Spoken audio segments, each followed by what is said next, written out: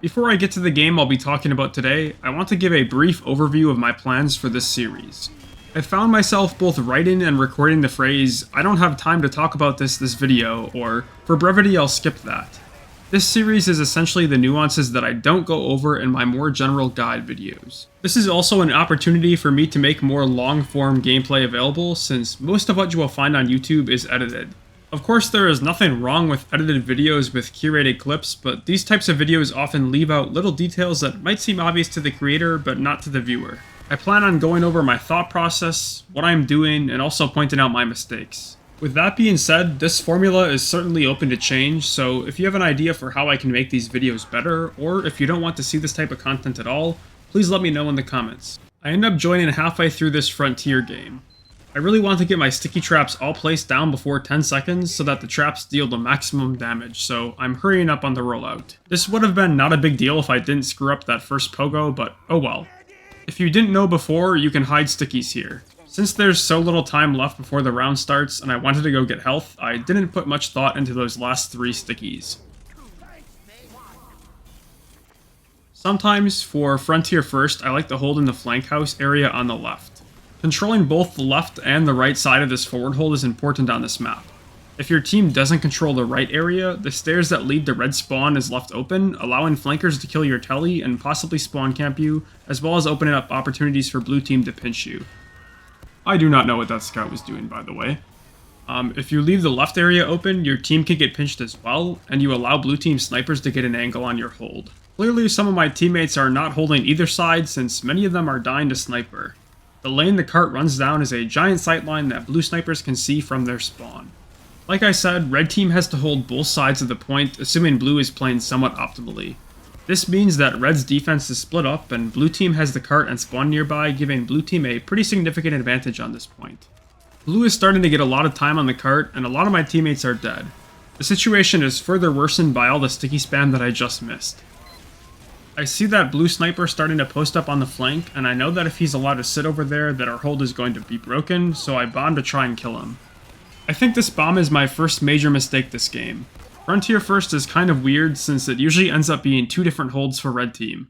The first hold is the forward spot my team was just in, and the second hold is in front of red spawn. I think it would have been much better if I would have backed up the stairs and set up sticky traps in anticipation for the second hold. I must have subconsciously realized my mistake, and I try to sticky jump up to the high ground to lock down the area, and I get hit with what must be the weirdest and most unlucky scorch shot flare ever. And then at this point I decide that I don't want to jump up to the high ground because I don't have a buff anymore, so if I do jump up I'll be like 100 HP when I land, and I'll probably just die again. This first hold is almost never going to work if you don't control the high ground. Unfortunately for me, the rest of my team is too busy dying to actually control that area, so I'm left to retake it by myself, which doesn't usually go too well in a team game. Ideally, I would get a buff before jumping up to the height, but my medic right now is too busy healing the heavy who is really locking down that hallway, which is really going to make sure that we are able to keep holding this point. Screwing up that sticky jump leaves me in a really bad spot, although I suppose if I landed up top with 100 HP, I would also be in a really bad spot. Frankly, this is just a bad situation overall. If I were trying really hard to win, I would probably switch to Gunboat Soldier here since I would at least be able to jump up top without dropping down to one-shot range, but in this pub I don't really feel like playing Soldier, so I'm going to keep doing what I'm doing. I'm able to convince the medic to buff me, which is great. I pretty much instantly jump the height. I'm able to get a demo kill, as well as a very skilled and not lucky random crit. Unfortunately, my health kinda sucks after that, and the sniper is making positioning here very awkward. Other than switching to Soldier, I am honestly not sure that there is much that I can do here. Maybe the best play would be to rotate to the tunnel area where the medic is holding, but that ultimately achieves just as little as holding outside. I think that my best bet is to continue holding this top right high ground and hope that I don't get sniped by sniper, which isn't a fantastic strategy, but it's the best I can do in this situation. At this point, my team only has 4 players alive, so I'm not quite sure how blue team manages to screw this up and not capture the point yet, but in any case, we're still in the same awkward situation of we don't have the high ground, and their sniper kind of just gets to stare at us. It's really not great. I try to hit some spam into the upper area. Unfortunately, my spam doesn't really achieve much, and obviously I'm not able to sticky jump into the upper area because I'm so weak. Getting some heals right now would be fantastic, but my medic has other priorities, apparently, so Again, just kind of hammering home here. This is not a great situation.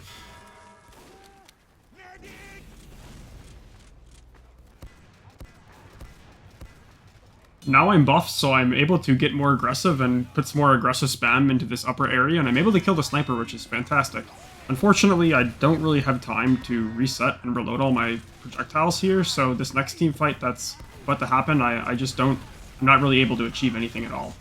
In hindsight, shooting pipes at that scout and that spy was kind of a waste of ammo because our heavy was obviously going to be able to clean them up, so I think I could have done a better job of ammo management in this situation, and this Uber would have been maybe more useful if I had more projectiles loaded, so that would probably be a mistake, as terrible ammo management on my part during that exchange. These two pipes that I shoot up here are probably, again, an example of bad ammo management, although I do think that this spam up on this heavy is actually worthwhile. But unfortunately, blue team floods in to the point when I have nothing really loaded. And even if I had better ammo management, I was probably screwed here because I had 100 HP for that entire fight.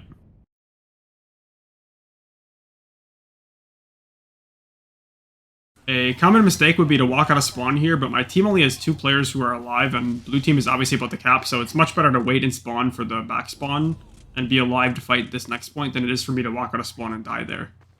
In this situation, I know that I'm pretty much the only person alive since most of my team just respawned.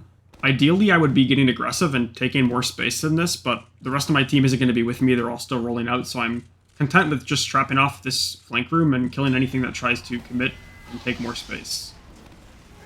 Now more of my team is with me, and I decide that I'm going to peek this area, which is a big mistake, and you can see why. I almost get sniped here.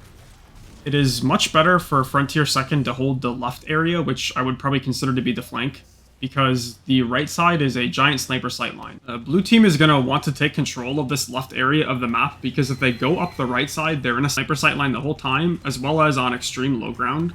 So it is really important for my team to be controlling this left side so that blue team isn't able to do that, because if blue team gains control of this area of the map, pushing this point becomes a lot easier for them. The best way for me to control the left side of this map is to control the choke point that I've been spamming projectiles into for the past like 20 seconds.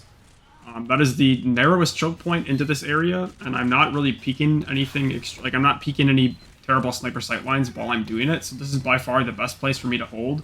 If I have to, I can back up into this flank house where I'm in right now, and there are choke points that I can kind of use to sticky trap off and keep myself safe, as well as this health pack I can play. But like I said, I'd prefer to be holding this choke point right here.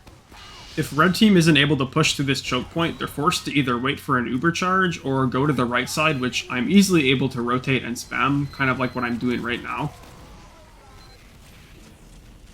Looking at my HUD, I can tell that my team doesn't actually have any snipers, so blue team could be doing a better job of pushing this point if they were having split pressure in both lanes, so having part of their team go through this left door and having part of their team push through the right door. Unfortunately, in casual, this isn't really going to be possible a lot of the times because, you know, nobody's really communicating in a pub. And so blue team kind of ends up funneling all through the door that I've just been spamming this whole time, and it obviously doesn't work out very well for them. So here, while I'm kind of waiting for the health and the ammo, I spot that spy, but it's not worth it for me as a Demoman to chase that frag. I could have if I were like a Pyro, but I'm really not very well equipped to chase him down if I miss my initial pipe. So I'm just more content just shooting at this choke point and making sure that my team keeps space.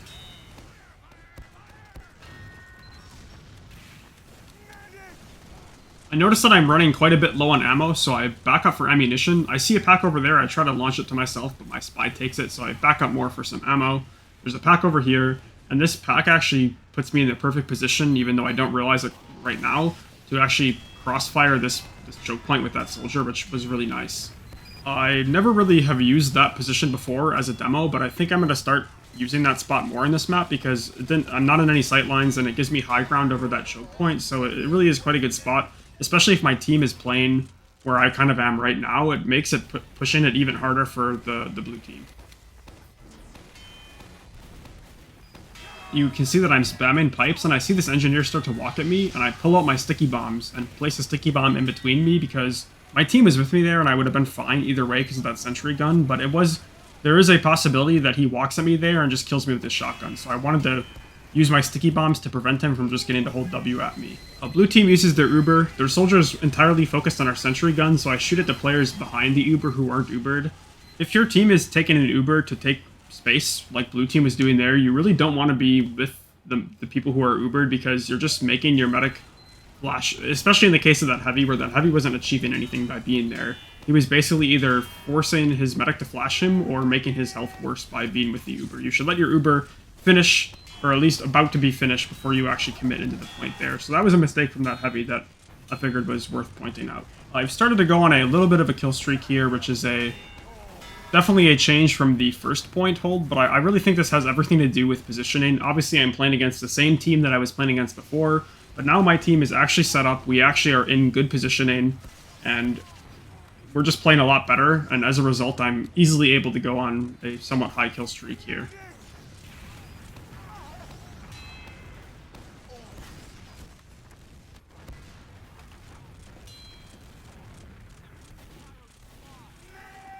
You will notice that at times I'm preemptively firing this corner, which may seem like a waste of ammo, but it's pretty obvious at this point what blue team's plan is, and that's walk through this choke point. So it's worth it for me to just shoot at that corner, because I know that I'm quite likely to get a lot of damage with that spam. And the rest of my team is with me, so if I waste a couple of shots, it's really not a huge deal.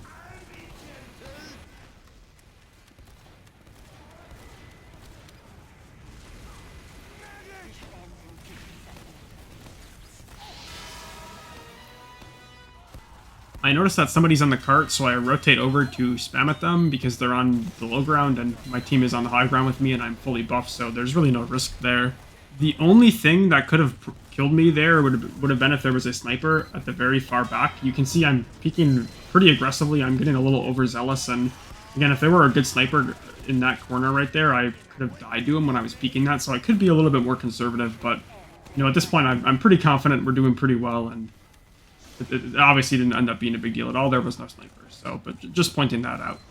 I take a ton of spam peeking this angle, but again, there's like 10 seconds left and I really want to get these kills, so I peek very aggressively at like 30 HP. If you watch carefully here, you'll notice that these stairs by the health pack is actually a sniper sight line, so you do need to be careful when you're doing this hold for that sniper sight line, but if your team is holding aggressively, you would hopefully have somebody controlling that area and making it hard for that sniper to peek that consistently. My team managed to hold down that left side flank area the whole time. We basically forced blue to decide between going through that tiny little choke point into my spam or walking onto the sight line, you know, into the sentry gun, into the rest of my team, and it worked out quite well for us. Hopefully you enjoyed the video. Maybe you learned something, maybe you didn't, maybe you're just watching for fun, but you know, as you can see, you don't really need a pocket medic to do well as a Demoman, although it certainly helps. I was able to get a godlike kill streak with just a little bit of heals, and I think I was top damage in the server as well. And as always, thank you for watching.